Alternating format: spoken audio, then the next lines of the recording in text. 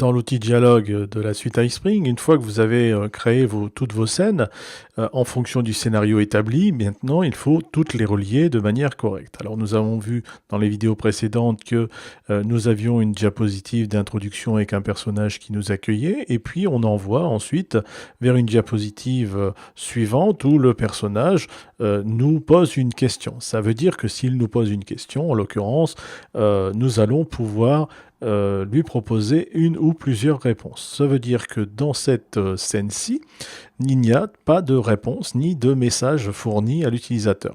Donc ce que nous allons faire, nous allons ajouter une réponse. Alors je vais faire très simple, je vais ajouter réponse 1 pour bien différencier, et puis je vais lui proposer une réponse 2.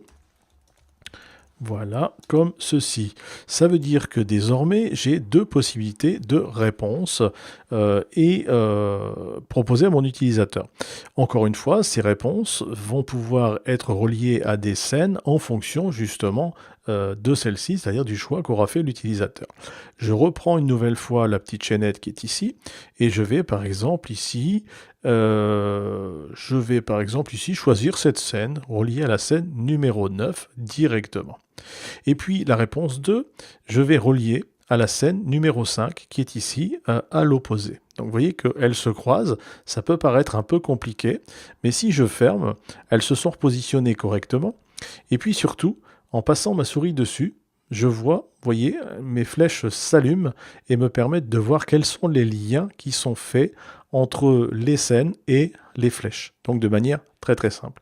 Ça veut dire qu'ici, j'ai un personnage qui est ici avec des lunettes, et ici j'ai un autre personnage qui lui est un personnage sans lunettes.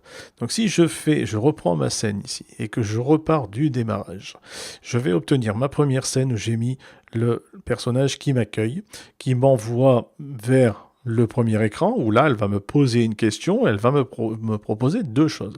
Réponse 1, elle me dirige vers ce monsieur, vers ce personnage. Je vais revenir ici, donc je reprends la scène au démarrage.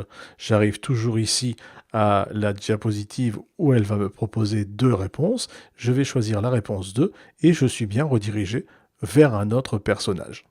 Voilà donc comment créer des scénarios qui peuvent être très complexes, à condition de les avoir écrits au préalable correctement, et surtout, ensuite, vous pouvez les relier très facilement, et vous y retrouver très facilement dans vos scènes, sans aucune contrainte, sans aucune complication, et là, il n'y a que votre imagination qui peut trouver des limites.